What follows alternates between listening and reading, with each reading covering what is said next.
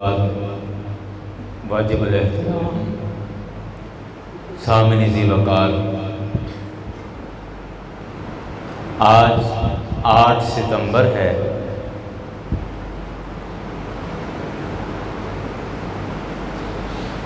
और आज से तकरीबन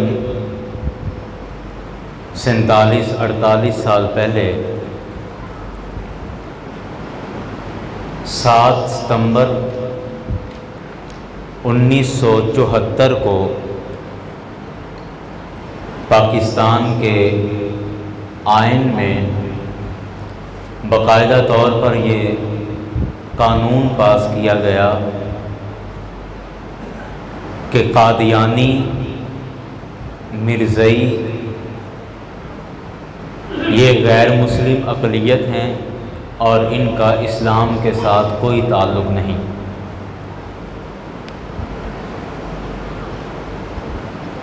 आप यकीन कीजिए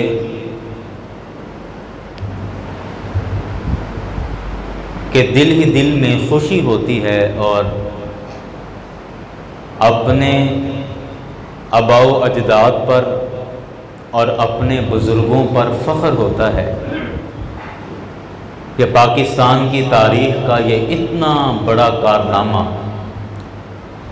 आप यकीन करें कि अगर कादियानियों को गैर मुस्लिम अक़लियत न करार दिलाया होता तब 1974 में, तो आज कादियानी हमारे दरमियान ऐसे ही होते जैसे इस्लाम के मुख्तलिफ़ फ़िरक़े और मुख्तलिफ़ मसलक हैं।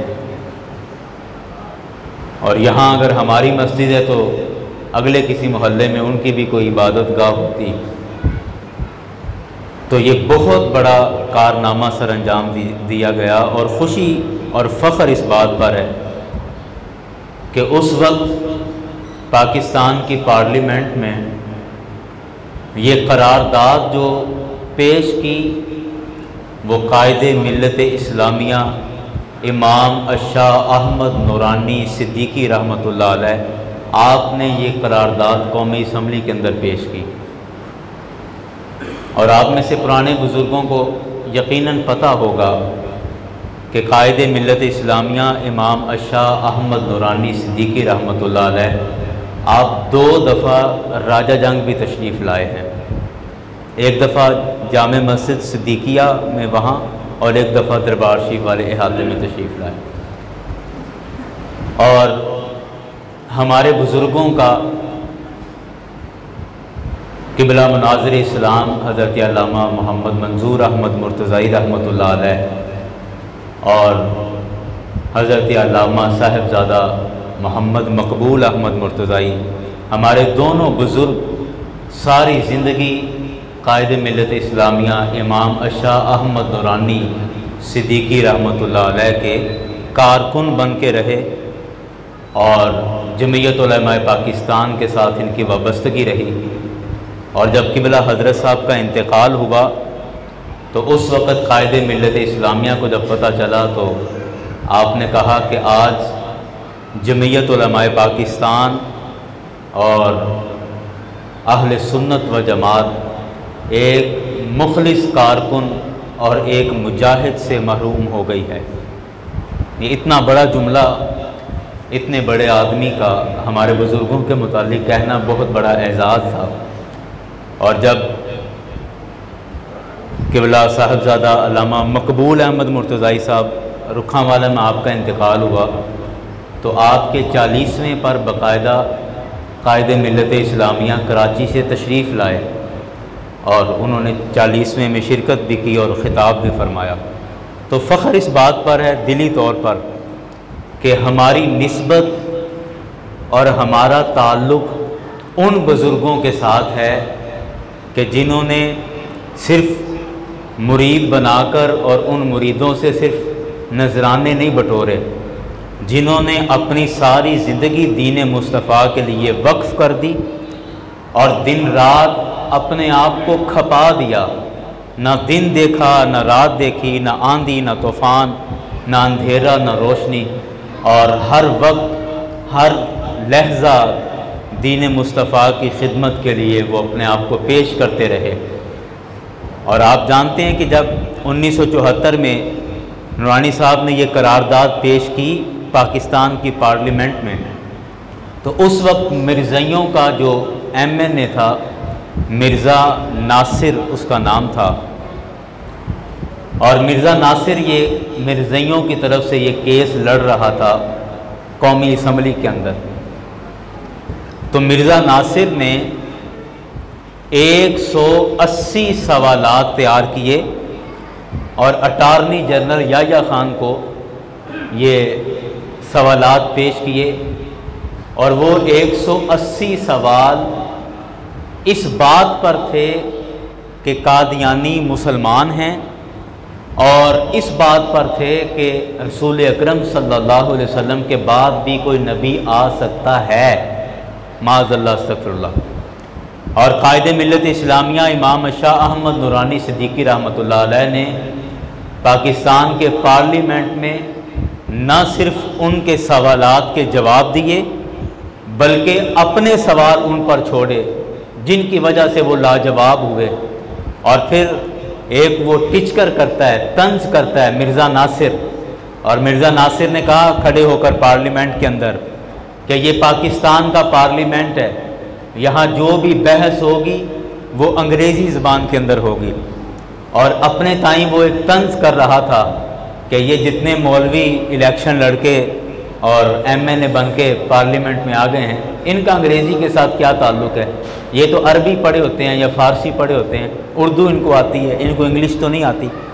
तो उसने तंज़न कहा कि इंग्लिश ज़बान में सारी डिबेट होगी, सारी बहस अंग्रेज़ी में होगी। अब वहाँ पर जो उलमा बैठे थे, जिनमें तमाम मसालिक के उलमा मौजूद थे, अब वो सब एक दूसरे का मुंह देख रहे हैं कि ये क्या बात इसने कर दी, अब कौन बोलेगा। तो मैं सलाम पेश करता हूँ कायदे मिल्लत इस्लामिया रहमतुल्लाह अलैह को, और मैं दुआ करता हूँ कि उनकी कब्र पर अल्लाह करोड़ों रहमतें नाजिल फरमाए। मुझे चंद साल पहले कराची उनकी तुरबत पर उनके दरबार शरीफ पे जाने का मौका मिला। क्लिफ्टन में CVU के करीब समंदर के किनारे ही तकरीबन उनका दरबार है। अब्दुल्ला शाह गाजी रहमतुल्लाह अलैह से नीचे एक तरफ उनका बना है। तो जब नूरानी साहब खड़े हुए और मिर्ज़ा नासिर का मुतालबा ये था कि अंग्रेज़ी ज़बान में सारी बात होगी, तो कायदे मिल्लत इस्लामिया रहमतुल्लाह अलैह खड़े होकर कहने लगे कि मिर्ज़ा साहब आप मुझे ये बताएं कि आप बरतानवी इंग्लिश में बात करेंगे या अमेरिकन इंग्लिश में बात करेंगे, आप ब्रिटिश लैंग्वेज यूज़ करेंगे या अमेरिकन लैंग्वेज यूज़ करेंगे। जाहिर बात है इंग्लिश के मुख्तलिफ लहजे हैं, कई तरह की अंग्रेज़ी बोली जाती है। तो जब कायदे मिल्लत इस्लामिया ने यह बात कही कि आप बरतानिया वाली अंग्रेज़ी में बात करेंगे या अमेरिका वाली अंग्रेज़ी में बात करेंगे, तो सारे हक्के बके रह गए कि एक मौलवी इंग्लिश में और इस तरह का चैलेंज कर रहा है, यानी उसको अंग्रेज़ी भी आती है और कई तरह की इंग्लिश आती है। तो फिर उस वक्त इमाम नूरानी रहमतुल्लाह अलैह ने जो उन सवालात के जवाबात दिए, और न सिर्फ जवाब दिए बल्कि ऊपर मिर्ज़ा नासिर पर सवाल कर दिए, और फिर कई दिन तक पार्लियामेंट के अंदर इस पर बहस चलती रही। बिल आखिर वो लाजवाब हो गए और पूरी पार्लियामेंट के अंदर ये कानून पास कर दिया गया कि पाकिस्तान के आइन में आज के बाद जितने भी कादियानी हैं, और कादियानियों के भी कई ग्रुप हैं, वो लाहौरी ग्रुप हो, अहमदी ग्रुप हो या चनियोटी ग्रुप हो, रबवी हो, कोई भी ग्रुप हो, जितने भी कादियानियों के ग्रुप हैं ये सारे के सारे गैर मुस्लिम हैं, इनका इस्लाम के साथ कोई ताल्लुक़ नहीं, और ये रसूल अकरम सल्लल्लाहु अलैहि वसल्लम को आखिरी नबी नहीं मानते, और जो आपको आखिरी नबी नहीं मानता वो उसका इस्लाम के साथ कोई ताल्लुक़ नहीं। ये अपनी इबादत गाहों को मस्जिद नहीं कह सकते, ये अपने इबादत के लिए करने वाले ऐलान को अज़ान नहीं कह सकते, ये इस्लामी इस्तिलाहात इस्तेमाल नहीं कर सकते, और इस तरह की कई बातें वहाँ पर पास की गई। तो मैं समझता हूँ कि ये कायदे मिल्लत इस्लामिया, या यूँ कहें कि ये हमारे बुज़ुर्गों का, हमारे बड़ों का, ये पाकिस्तान के रहने वालों पर एहसान है कि जो उन्होंने आज से कोई 45-50 साल पहले 1974, आज से एक दिन पहले, कल 7 सितंबर थी, 7 सितंबर 1974 को बाकायदा पार्लियामेंट के अंदर ये कानून पास कर लिया गया कि ये कादियानी गैर मुस्लिम अक़लियत हैं और इनका इस्लाम के साथ कोई ताल्लुक़ नहीं है। और आप देखें कि इस बात की तकलीफ़ इतनी हुई कादियानियों को कि वो ये बात आज तक नहीं भूले, अभी भी अपने खुफिया ज़राए से और किसी न किसी तरीके से अपने इस दर्द को और इस कर्ब का इजहार करते रहते हैं। पिछले दिनों कादियानियों का बहुत बड़ा एक मौलवी था, अब्दुल शकूर उसका नाम था, और वो अमेरिका में जाके डोनाल्ड ट्रंप से जाके मिला, सदर अमेरिका से जाकर मिला, और उससे जाके कहता है कि मैं अहमदी मुस्लिम हूँ, क्योंकि ये ख़ुद को मुसलमान कह रहे हैं ना, कहते हैं हम अहमदी मुस्लिम हैं और पाकिस्तान के अंदर हमें गैर मुस्लिम अक़लियत करार दिया गया है, तो आप हमारी हेल्प करें, मदद करें और पाकिस्तान के इस कानून में तरमीम करवाएं। यानी अभी तक उनको ये बात चुभ रही है। और चंद साल पहले पाकिस्तान की फ़िल्म इंडस्ट्री का एक बंदा है हमज़ा अली अब्बासी, उसने एक टीवी चैनल पर बैठकर कहा, ये बात की, उसने कहा कि रियासत का काम मुल्क का निज़ाम चलाना है, रियासत का काम ये नहीं है कि आप किसी को काफिर कहें और किसी को मुसलमान कहें। तो लिहाजा जो 1974 में 1974 में कादियानियों को गैर मुस्लिम अक़लियत करार दिया गया, तो ये रियासत का काम नहीं था, इन्होंने गलत किया। मतलब अल्लाह ताला ऐसे बंदों को हिदायत अता फरमाए, ये हमारे मुसलमान ही हैं लेकिन बहक गए बातों में आ जाते हैं। सारी बात करने का मकसद ये कि अभी तक उनको इस बात की तकलीफ़ है और ये बात चुभ रही है कि हमें पाकिस्तान के अंदर क्यों बैन कर दिया गया है। और फिर देखें, कादियानी आज भी खामोशी से नहीं बैठे, आज भी वो खुफिया तरीके से और दबे छुपे तरीके से आज भी वो अपने मज़हब की तरवीज और अपने मज़हब की तबलीग कर रहे हैं। और उनका सबसे ज़्यादा टारगेट हमारे कॉलेज के लड़के, हमारी यूनिवर्सिटीज़ के लड़के जो नए नए उभर रहे हैं और जो वेल एजुकेटेड हमारे यूनिवर्सिटी गोइंग लड़के हैं, ये उनका मेन हदफ और टारगेट है। इनको टारगेट करते हैं, क्यों? क्योंकि कहते हैं ये नया खून है, नया जहन है, नई सोच है, तो ये हमारे चुंगल में आ जाएंगे, हमारे काबू में आ जाएंगे। और कभी वो जर्मनी के वीज़े देकर, कभी बाहर की यूरोप की नेशनैलिटी का झांसा देकर, कभी बड़ी बड़ी नौकरियों के ऑफ़र्स देकर, और कभी बाहर के मुल्कों में शादियों की ऑफ़र करवा के, इस तरीके से वो हमारे पढ़े लिखे नौजवानों को अपने काबू में कर रहे हैं। और मैं समझता हूँ कि आप देखें, पिछले साल 2022 में पाकिस्तान से 7 लाख नौजवान बाहर के मुल्कों में जाके शिफ्ट हो गए।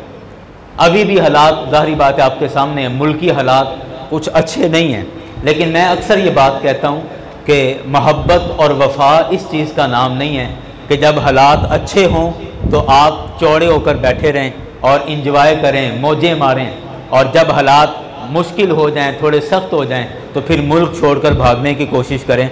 ये कोई वफादारी नहीं है, ये धोखा, गद्दारी आप इसको कहें, या खैर मैं ज़्यादा सख्त लफ्ज़ बोल गया, लेकिन बहरहाल ये कोई अच्छी आदत नहीं, अच्छा काम नहीं है कि वतन पर मुश्किल वक्त है और उस मुश्किल वक्त में हम सारे मुतासिर हो रहे हैं। मैं भी मुतासिर हो रहा हूँ, आप भी मुतासिर हो रहे हैं। कारोबार के हालात कुछ अच्छे नहीं हैं, नौकरियां बस ऐसी फैक्ट्रियों से निकालते जा रहे हैं, मामलात मुश्किल हैं, एक माली मुश्किलात का सामना है, पूरी कौम को सामना है।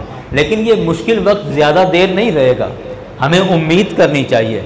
हमें ऐसे मुश्किल वक्त में उन लोगों को देखना चाहिए कि जिन लोगों ने इस मुल्क के लिए जानें कुर्बान की हैं, कि हमें अच्छी आमदनी नहीं आ रही या महंगाई से तंग आकर हम मुल्क छोड़कर भाग जाएं, तो मेरा ख्याल हम उन लोगों के खून के साथ गद्दारी कर रहे हैं कि जिन लोगों ने जानें कुर्बान करके ये मुल्क हासिल किया है, जिन माओं ने अपने बच्चों को ज़िबा करके इस मुल्क के नाम पर उनकी कुर्बानी दी है, जिन बहनों ने अपनी इज्जत बचाने के लिए कुओं में छलांगे लगा दी और ख़ुदकुशियाँ कर ली, लेकिन अपनी इज्जत पर हर्फ नहीं आने दिया इस वतन अजीज़ के लिए, मुल्क पाकिस्तान के लिए। तो हमें एक वक्त वो भी ज़रा देखना चाहिए। और फिर आप देखें कि आज से 5-7 साल पहले हालात बहुत अच्छे थे, और आप देखें, गौर करें अपने दाएं बाएं कि जब 2005-06 से लेकर तकरीबन 15-16 तक हम में कितने बंदे हैं जो बड़ी तेज़ी के साथ अमीर हुए हैं, प्रॉपर्टी डीलर कहाँ से कहाँ तक चले गए, और आप देखते हैं कि कितने कारोबार में इजाफा हुआ और लोगों ने गाड़ियाँ लीं, कोठियाँ बनाई और बड़ी बड़ी सोसाइटीज़ में शिफ्ट हो गए। ये सारा कुछ भी तो हमारे मुल्क में ही हुआ है ना, सारा कुछ ये गप्फे हम नहीं संभाले हैं, तो ये सारा माल हम ही ने बटोरा है। तो अब अगर मुश्किल वक्त है तो मेरा ख्याल हमें सब्र करना चाहिए, इस्तिकामत के साथ हमें चलना चाहिए और मेहनत करनी चाहिए, और उसमें ये बुज़दिली नहीं दिखानी चाहिए कि मुल्क छोड़कर भाग जाएं। अब एक तरफ हालात ये हैं कि हमारा नौजवान मुल्क छोड़कर जाना चाह रहा है, और दूसरी तरफ आगे वो शैतान बैठे हुए हैं जो पहले अपना मुंह खोले हुए हैं कि जैसे कोई पढ़ा लिखा कोई काबिल बंदा आए तो हम उसको उसके मज़हब वाले ख़ाने में कादियानी लिखवा कर उसको नौकरी भी दें, उसकी शादी भी यहाँ करवा के उसको यहाँ की शहरियत ले दें, नेशनैलिटी ले दें और सारा मामला उसका संभाला जाए। और फिर इस तरह पाकिस्तान के की जो पढ़ी लिखी आवाम है, जो करीम है पाकिस्तान की, वो सारी दूध से करीम सारी उतार लें और बाकी पीछे फिर सारे फ़कीर कंगले रह जाएंगे तो उनकी खैर है, पढ़ा लिखा तबका सारा हम अपने कंट्रोल में कर लें। यारान गिरामी, एक बात याद रखें, हमारे ईमान से बढ़कर हमें और कोई दौलत अजीज़ नहीं है। सरकार अलैहिस्सलाम की ग़ुलामी से बढ़कर हमें कुछ ज़्यादा प्यारा नहीं है। और ये बात ख़ुद मेरे करीम आका सल्लल्लाहु अलैहि वसल्लम ने इरशाद फरमाई, मशहूर हदीस पाक है। मेरे करीम आका ने फरमाया, ला युमिनु अहदुकुम हत्ता अकूना अहब्बा इलैहि मिन वालिदिही व वलदिही वन्नासी अजमाइन। मेरे आका ने फरमाया कि तुम में उस वक्त तक कोई भी बंदा सही मानों में मुसलमान हो ही नहीं सकता, ईमान वाला हो ही नहीं सकता, जब तक वो इन तीनों से बढ़कर मुझ मोहम्मद मुस्तफ़ा से मोहब्बत नहीं करता है। और वो तीन कौन है? मिन वालिदिही, अपने वालिद से बढ़कर मुस्तफ़ा से मोहब्बत नहीं करता, व वलदिही, अपने बेटे से अपनी औलाद से बढ़कर करीम आका से मोहब्बत नहीं करता, वन्नासी अजमाइन, और दुनिया में तमाम लोगों से बढ़कर मेरे आका ने फरमाया जब तक वो मुझसे मोहब्बत नहीं करता वो ईमान वाला हो ही नहीं सकता है। तो अब आप देख लें कि हम कहाँ खड़े हैं कि हमें वीज़ों के लालच में हम अपने मज़हब तब्दील करते जा रहे हैं और ये हमारा नौजवान तबका इसमें ज़्यादा फंस रहा है। तो इसलिए ईमान की दौलत से बढ़कर, सरकार की ग़ुलामी से बढ़कर, आप खुदा की कसम खाकर कहते हो हमारे पास और कोई दौलत नहीं है। अगर ईमान सलामत है तो बाकी समझ लें कि सारी दुनिया की चीज़ें आपके पास हैं, और अगर ईमान नहीं है तो फिर अबू लहब भी बड़ा अमीर था, ईमान नहीं है तो फ़िरौन के पास भी बड़ी ताकत और बड़ा पैसा था, ईमान नहीं है तो नमरूद भी वक्त का बादशाह था, लेकिन उसके साथ क्या हुआ ये मैं भी जानता हूँ, आप भी जानते हैं। तो ईमान असल दौलत है। ईमान ना हो तो लोग बादशाहों को भी जूते मारते हैं, ईमान ना हो तो लोग बादशाहों को भी जूते मारते हैं। नमरूद की मौत ऐसे ही वाक़ई हुई ना कि उसकी नाक में मच्छर गया और वो उसके दिमाग में जाके बैठ गया। अब वो कहता था मुझे जूते मारो, मेरे सर में जूते मारो, सुकून रहता है, और जब जूते उसको मारे जाते तो ज़रा उसको सुकून रहता। अब वो ना मारे जाते तो फिर वो मच्छर काटता और फिर उसको तकलीफ़ होती, और इसी तरह वो मच्छर उसका दिमाग खा गया और मर गया। तो ईमान ना हो, ईमान ना हो तो बादशाहों को भी जूते पड़ते हैं, और अगर ईमान हो तो ग़ुलाम हबशी, ग़ुलाम हज़रत बिलाल भी खाना काबा की छत पर चढ़ जाता है। ये ईमान और कुफर का ये फ़र्क है कि ईमान हो तो कुरैश के बड़े बड़े सरदारों की मौजूदगी में हज़रत बिलाल हबशी को कहा जाता है कि आज आप खाना काबा की छत पर चढ़कर अजान पढ़ेंगे। ये ईमान की बरकत है, ये ईमान की बरकत है। और ये ईमान की बरकत थी कि जब मुसलमानों ने हबशा की तरफ हिजरत की तो नज्जाशी बादशाह ने शाही प्रोटोकॉल दिया, हालांकि वो देख रहा था कि इनके पास ना तो पैसा है, ना इनके पास कोई दौलत है, ना कोई सोना, ना कोई जेवरात, कुछ भी नहीं है, गरीब कंगले फ़कीर, बज़ाहिर दुनियावी एतबार से इनके पास कोई माल नहीं है। उसके बावजूद वो कदर करता था ईमान की, और ईमान की कदर थी कि उसने तमाम मुसलमानों को अपने शाही प्रोटोकॉल में रखा और कहा कि जिस तरह की भी तुम्हें ज़रूरत हो मैं तुम्हारे लिए हाजिर हूँ। ये ईमान की बरकत थी। और ये ईमान की बरकत है कि जब रूम और फ़ारस के बादशाह हज़रत सैयदना उमर बिन ख़त्ताब रज़ी अल्लाह अन्हु के दौर में अपने वफ़द भेजते हैं मदीना शरीफ के अंदर, और जितना रोब और जितना दबदबा हज़रत उमर के नाम का था, और फारिस वाले और रोम वाले ये समझते थे कि न जाने ये क्या बला होगी और कितना बड़ा इसका महल होगा, कितने इसके सिक्योरिटी गार्ड होंगे और कितने पर्दों में जाकर इसकी रिहाइश होगी और कितने प्रोटोकॉल के साथ ये रहता होगा।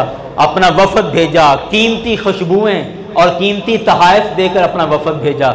और जब उनका वफ़द मदीना शरीफ में आया और आकर पूछा कि उमर बिन ख़त्ताब कहाँ हैं, खलीफा वक्त कहाँ हैं, अमीरुल मोमिनीन कहाँ हैं, तो उनके जहन में था कि उनका पैलेस, उनका महल दूर से नज़र आ जाएगा, देख लेंगे तो पता चल जाएगा ये खलीफा का महल है। और जब पूछा गया कि उमर का महल कहाँ है, तो कहा, बताया गया कि उसका कोई महल नहीं है।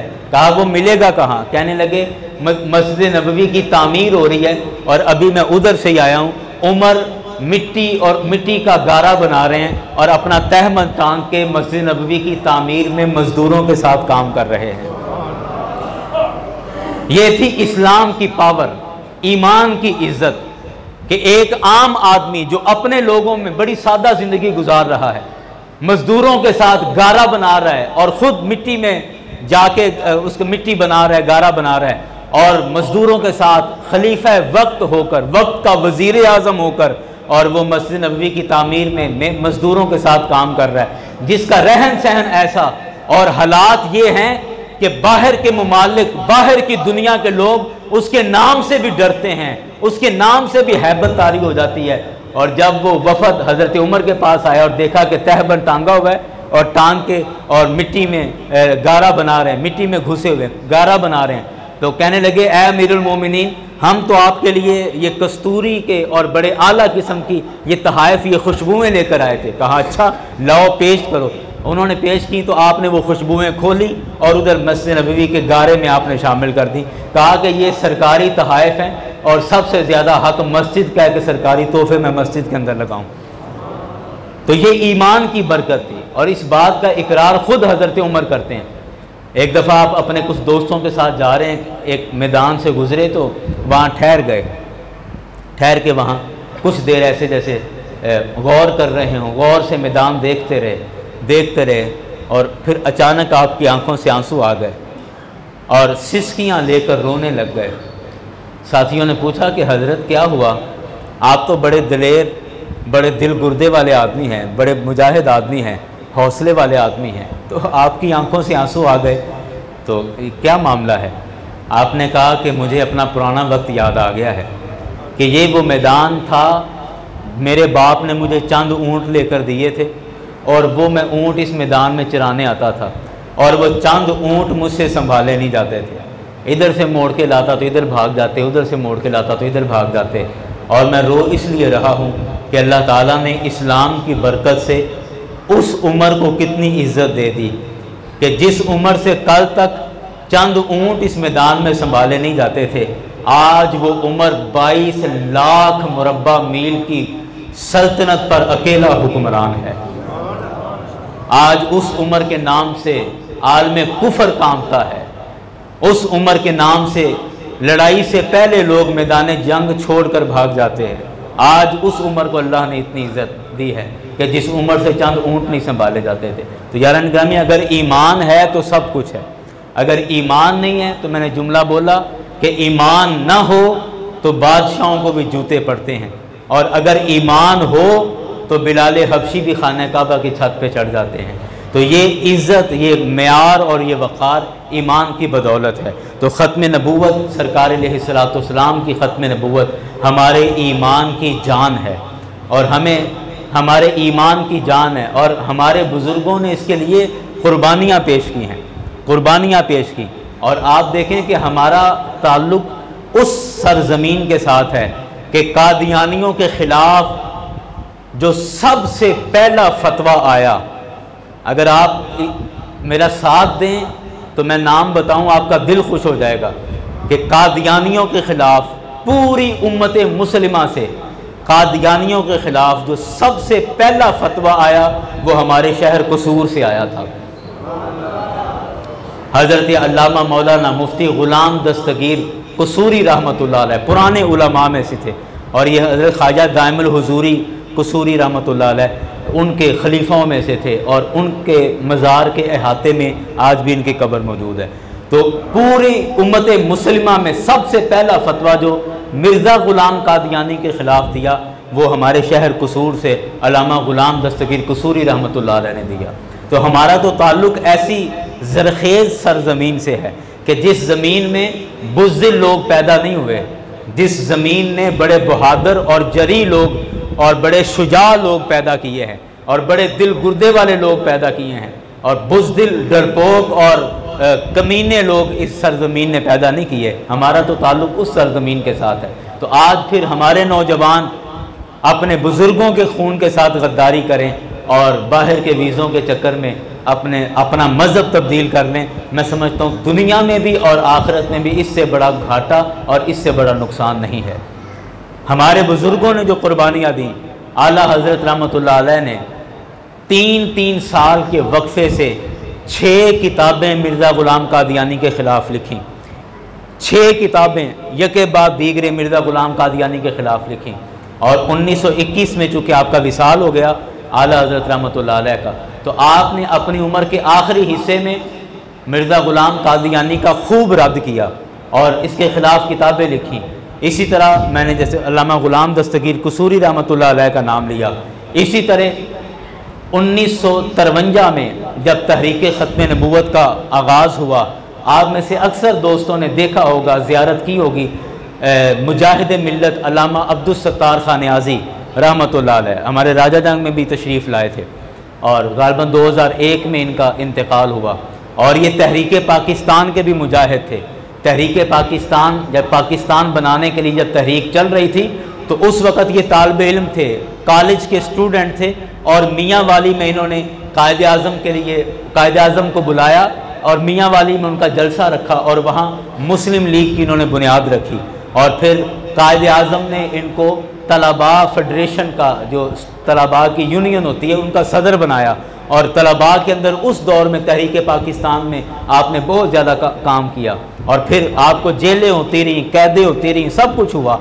और 1953 में जब फिर तहरीक ख़त्म नबूवत ज़ोर पकड़ी तो फिर उलमा को पकड़ा गया, पर्चे हुए, कैद किया गया, गिरफ्तारियां की गईं। उस वक़्त मैं नाम जानता हूँ, बड़े बड़े नामी ग्रामी लोग जिनके औलादें आज बड़े बड़े पीर बन के बैठे हुए हैं, उस वक़्त ये लोग भाग गए थे और ये लोग छुप गए। उस वक़्त भी मुजाहिद मिल्लत इस्लामिया मौलाना अब्दुल सत्तार खान नियाज़ी रहमतुल्लाह अलैह ने आपने सीना खोल के गिरफ़्तारी पेश की और गिरफ़्तार हुए, आपको सज़ाए मौत का हुक्म सुना दिया गया, लेकिन बहरकैफ बाद में आप रिहा हो गए और आपने मौत के फंदे को चूमा, यानी मौत कबूल कर ली, लेकिन ख़त्म नबूवत के साथ गद्दारी नहीं की है। मौत कबूल कर ली, सज़ाए मौत सुन ली, लेकिन ख़त्म नबूवत के साथ आपने गद्दारी नहीं की। अल्लाह ने हमें ऐसी क़यादत अता फरमाई थी, हम ऐसे लोगों की औलाद हैं, ऐसे बहादुर और दलेर लोगों के हम मानने वाले और पैरोकार हैं। तो इसलिए हमें दीन के मामले में और अपने ईमान के मामले में हमें लचक नहीं दिखानी चाहिए। जहाँ दीन की बात आ जाए वहाँ हमें डट जाना चाहिए और बिल्कुल डट जाना चाहिए, और कोई कंप्रोमाइज़ नहीं है। ना अल्लाह ताला की तौहीद पर कोई कंप्रोमाइज़ है और ना रसूल अकरम सल्लल्लाहु अलैहि वसल्लम की रिसालत पर कोई समझौता है। तो इसलिए इकबाल ने भी यही रोना रोया था कि कभी है नौजवान मुस्लिम तदब्बुर भी किया तूने, वो क्या गर्दूं था जिसका है तू एक टूटा हुआ तारा। तुझे उस कौम ने पाला है आगोशे मोहब्बत में, कुचल डाला था जिसने पाँव में ताजे सरेदारा। वो इल्म फ़न के मोती किताबें अपने आबा की, जो देखें उनको यूरोप में तो दिल होता है सी पारा। कहा कि तुझे असलाफ से अपने कोई निस्बत हो नहीं सकती, तुझे असलाफ से अपने कोई निस्बत हो नहीं सकती कि तेरे असलाफ क्या थे, तेरे बुज़ुर्ग क्या थे और तुम आज क्या हो। ये फ़र्क बयान करते हैं, कहते हैं कि तुझे असलाफ से अपने कोई निस्बत हो नहीं सकते, तू गुफ्तार वो किरदार, तू साबित वो सैयारा। कहते थे तू सिर्फ गुफ्तार है, मतलब तू बस बातें कर सकता है और बातों के अलावा और कुछ नहीं कर सकता। तू गुफ्तार, वो किरदार थे, काम करना जानते थे, और तुम सिर्फ बातें करना जानते हो। और तुम साबित वो सैयारा, और तुम साबित हो, जामिद हो, एक जगह पर जमे हुए, रुके हुए हो। जी मेरा सर्कल चल रहा है, मैनू की लगे हो बाहर जो भी होता रहे, बस मेरी रोटी सीधी होनी चाहिए। तुम साबित हो गए, साबित हो, जमे हुए लोग हो। और वो सैयारे थे, मतलब वो हर वक्त हरकत में रहने वाले लोग थे। तुझे असलाफ से अपने को निस्बत हो नहीं सकती। तू गुफ्तार, वो किरदार, तू साबित, वो सैयारा। इकबाल ने भी यही कहा कि तू अपने कम से कम बुज़ुर्गों की तरफ देख ले कि अल्लाह ने तुम्हें किन की औलादों में से बनाया है, तुम किन की औलाद हो। तुम टीपू सुल्तान के मानने वाले हो, तुम मोहम्मद बिन कासिम की औलाद में से हो, तुम शहाबुद्दीन गौरी की औलाद में से हो, तुम सुल्तान कासिम की औलाद में से हो, तुम हज़रत सुल्तान सलाहुद्दीन अयूबी के पैरोकारों में से हो। और वो कहाँ थे और फिर तुम कहाँ हो, ये हमें देखना पड़ेगा। यारान गिरामी, आज की सारी गुफ्तगू का खुलासा यही है कि अकीदा ख़त्म नबूवत पिछले जुमे में भी और उससे पिछले जुमे में भी, ये तीसरे जुमे में आज इसी पर बात हो रही है कि सरकार अलैहिस्सलाम की ख़त्म नबूवत से कभी कोई समझौता नहीं है। सरकार की ख़त्म नबूवत हमारे ईमान का लाजमी जुज़ है और ये दिलो जान से हमें मानना और तस्लीम करना है। और सरकार की ख़त्म नबूवत के हवाले से कोई बंदा भी अगर हमारे दिल में शक पैदा करने की कोशिश करे तो साफ साफ उसके सामने कह दें कि इस मामले में हम कोई समझौता, कोई लचक नहीं दिखाने वाले। सरकार की ख़त्म नबूवत हमारी जान का हिस्सा है। और फिर इस ख़त्म नबूवत पर हमारे बड़ों ने, हमारे बुज़ुर्गों ने जानों के नजराने पेश किए, कुर्बानियाँ की। और अच्छा, जब ये मैं जहाँ से मैंने बात शुरू की थी कि जब 1974 में पार्लियामेंट में ये इजलास हो रहे थे ना, कादियानियों को गैर मुस्लिम अक़लियत करार दिलाने के, नूरानी साहब की रहाइश ज़ाहिर बात कराची में थी। अब ये कराची से इस्लामाबाद आते थे और वहाँ कौमी असम्बली में आकर ये बहस करते थे। तो रावलपिंडी के बहुत बड़े आलिम हैं पीर सैयद हसीनुद्दीन शाह साहब, अभी भी हयात हैं। और ये वही बुज़ुर्ग हैं जिन्होंने शहीद अहले सुन्नत, शहीद नमूसे रिसालत हज़रत मुमताज़ कादरी रहमतुल्लाह अलैह का जनाजा पढ़ाया था। पीर सैयद हसीनुद्दीन शाह, इन्होंने मुमताज़ कादरी रहमतुल्लाह अलैह का जनाजा पढ़ाया। ये अभी भी हयात हैं, तो काफ़ी बुज़ुर्ग हो गए। तो इनके साथ रब्ता था। अब उन्होंने ये बात ख़ुद बताई, पीर सैयद हसीनुद्दीन शाह साहब ने, और मुझे ख़ुद बिल मुशाफ़ा उनसे ये बात सुनने का इत्तेफाक हुआ। वो कहने लगे कि नूरानी साहब मुझे किबला मेरे पास आते थे, कराची से आते तो रावलपिंडी मेरे पास ठहरते और मुझे वो पहले से ताकीद कर जाते थे कि फ़लाँ फ़लाँ सवालात मिर्ज़ा नासिर ने किए, तो आप इनके जवाबात किताबों से निकाल के रखें और निशानियाँ लगा के और चिट्टें लगा के उस किताबों में रखें और पूरी तैयारी करके रखा करें। तो पीर सैयद हसीनुद्दीन शाह साहब कहते हैं कि जब नूरानी साहब आते तो मैं अपने तलबा को या सीनियर असातिज़ा को साथ लगा के लाइब्रेरी में सारी रात लाइब्रेरी में गुजार देता और वो निशानियाँ और उन सवालों के जवाब और पूरी तैयारी करके मैं सारा वो मवाद तैयार कर रखता। और जब किबला नूरानी साहब तशरीफ़ लाते तो मैं सारी बात उनके सामने रख देता, जी इस सवाल का ये है, ये फ़लाँ किताब है, इस तरह सारा कुछ वो सामने रख देता।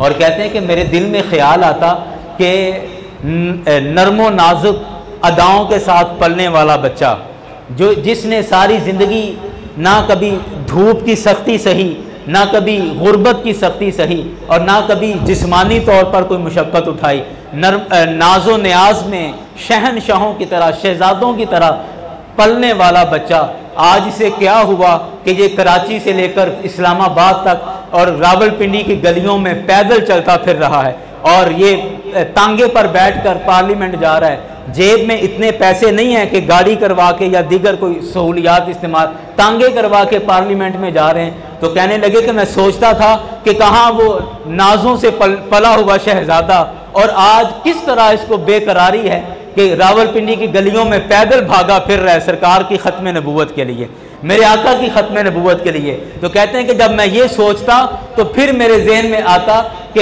ये भी तो देखो कि इमाम नूरानी औलाद किनकी है, ये औलाद भी तो हज़रत सैयदना सिद्दीक़ अकबर रज़ी अल्लाह ताला अन्हो की है। तो हज़रत सिद्दीक़ अकबर रज़ी अल्लाह ताला अन्हो वो हैं कि जिन्होंने तन मन धन मेरे आका की ज़ात पर कुर्बान किया, ना दिन देखा ना रात देखी, ना अच्छे हालात देखे ना बुरे हालात देखे। तो जब हजरत सिद्दीक़ अकबर ने जी जान से आका से मोहब्बत की है तो फिर उनका खून जिस जिस्म में होगा वो भी मेरे आका से मोहब्बत का ऐसे ही इजहार करेगा। तो अल्लाह ताला की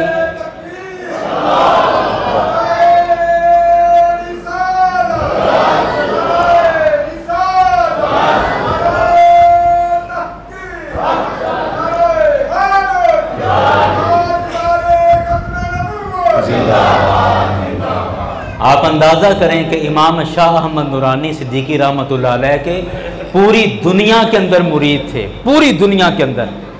और पहले पहले तो लोग कहते थे कि नूरानी साहब पाकिस्तान ऐसे आते हैं कि जैसे रिहाइश इनकी बाहर हो तो बस 1-2 महीने के लिए पाकिस्तान आते हैं, पाकिस्तान दौरे के लिए आ रहे हैं, सिर्फ इतना। जबकि पूरी दुनिया के अंदर आपके मुरीद थे। लीबिया का मशहूर सदर है, आप लोग जानते होंगे, मुअम्मर कज़ाफ़ी। जब कभी नूरानी साहब लीबिया जाना होता तो मुअम्मर कज़ाफ़ी एयरपोर्ट पर आकर नूरानी साहब का इस्तकबाल करता, यानी उस मुल्क का सदर आकर इस्तकबाल कर रहा है। सदर सद्दाम इराक के एयरपोर्ट पर आकर आपका दस्ते बैत था, आपका मुरीद था। लीबिया का सदर आपका मुरीद था। और मॉरिशस के अंदर इतना ज़्यादा आपका आना जाना था।